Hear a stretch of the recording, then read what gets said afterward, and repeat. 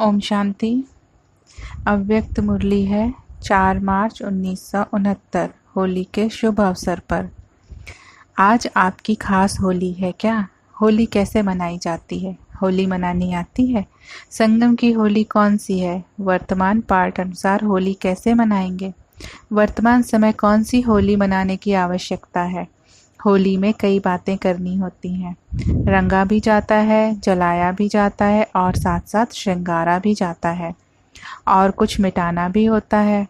जो भी बातें होली में करनी है वह सभी इस समय चल रही हैं। जलाना क्या है, मिटाना क्या है, रंगना क्या है और श्रृंगारना क्या है, यह सभी कर लेना, इसको कहा जाता है मनाना। अगर इन चारों बातों में से कुछ कमी है तो मनाना नहीं कहेंगे। होली के दिनों में बहुत सुंदर सजते हैं। कैसे सजते हैं? देवताओं के समान। आप सभी सजे हुए हैं। सजावट में कोई कमी तो नहीं है। सजावट में मुख्य होली का श्रृंगार कौन सा होता है? सांग जो बनाते हैं उन्हों को पहले पहले मस्तक में बल्ब लगाते हैं।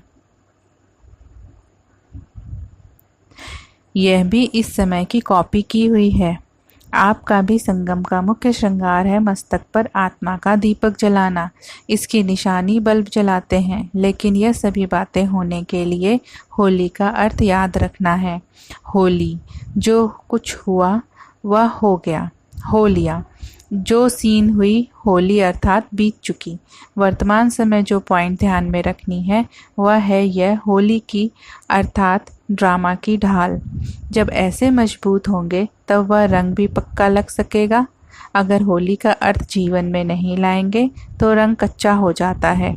पक्का रंग रंगने के लिए हर वक्त सोचो होली, जो बीता हो ही गया। ऐसी होली मना रहे हो।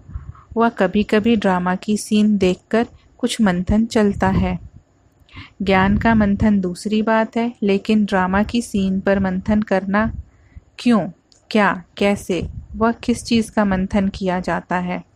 दही को जब मंथन किया जाता है तब मक्खन निकलता है। अगर पानी को मंथन करेंगे तो क्या निकलेगा? कुछ भी नहीं। रिजल्ट में यही होगा, एक तो थकावट, दूसरा टाइम वेस्ट। इसलिए यह हुआ पानी का मंथन। ऐसा मंथन करने के बजाय ज्ञान का मंथन करना है। साकार रूप में लास्ट दिनों में सर्विस की मुख्य युक्ति कौन सी सुनाई थी?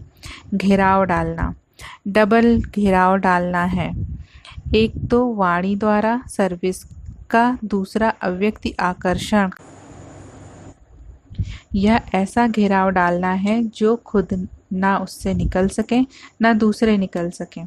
घेराव डालने का ढंग अभी तक प्रैक्टिकल में दिखाया नहीं है। म्यूजियम बनाना तो सहज है। म्यूजियम बनाना यह कोई घेराव डालना नहीं है, लेकिन अपने अव्यक्त आकर्षण से उन्हों को घायल करना है। यह है घेराव डालना। वह अभी चल रहा है। अभी सर्विस का समय भी ज़्यादा नहीं मिलेगा। समस्याएं ऐसी खड़ी हो जाएंगी जो आपके सर्विस में भी बाधा पड़ने की संभावना होगी। इसलिए जो समय मिल रहा है उसमें जिसको जितनी सर्विस करनी है वह अधिक से अधिक कर ले, नहीं तो सर्विस का समय भी होली हो जाएगा, यानी बीत जाएगा। इसलिए अब अपने को आप ही ज़्यादा सर्विस के बंधन में बांधना चाहिए। इस एक बंधन से ही अनेक बंधन मिट जाते हैं। अपने को खुद ईश्वरी सेवा में लगाना चाहिए, औरों के कहने से नहीं।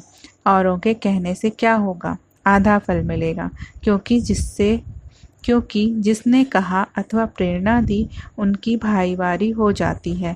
दुकान में अगर 2 भाईवार साझीदार हों तो बंटवारा हो जाता है ना। एक है तो वह मालिक हो रहता है। इसलिए अगर किसके कहने से करते हैं तो उस कार्य में भाईवारी हो जाती है, और स्वयं ही मालिक बन के करते हैं तो सारी मिल्कियत के अधिकारी बन जाते हैं। इसलिए हर एक को मालिक बनकर करना है।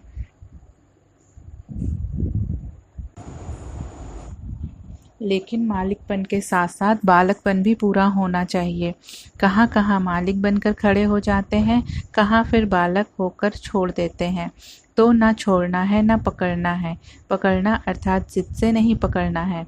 कोई चीज़ को अगर बहुत ज़ोर से पकड़ा जाता है तो उस चीज़ का रूप बदल जाता है ना।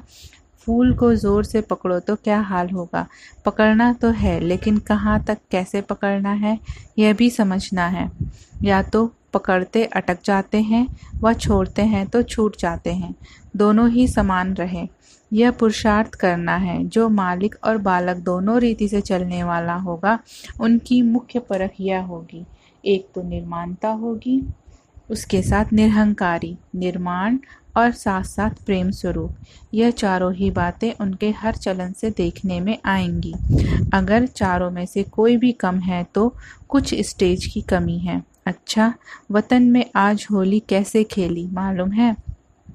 सिर्फ बच्चों के साथ ही थे। आप भी होली मना रहे हो ना? वहाँ संदेशी आई तो एक खेल किया। कौन सा खेल किया होगा? आप ले चलो तो देखें। बुद्धि का विमान तो है। बुद्धि का विमान तो दिव्य दृष्टि से भी अच्छा है। यहाँ तो वह हो ही नहीं सकता, वह चीज़ ही नहीं। आज सुहेजों का दिन था ना, तो जब संदेशियाँ वतन में आई तो साकार को छिपा दिया। एक बहुत सुंदर फूलों की पहाड़ी बनाई थी, उनके अंदर साकार को छिपाया हुआ था। दूर से देखने में तो पहाड़ी ही नजर आती थी। तो जब संदेशी आई तो साकार को देखा नहीं, बहुत ढूंढा, देखने में ही नहीं आया।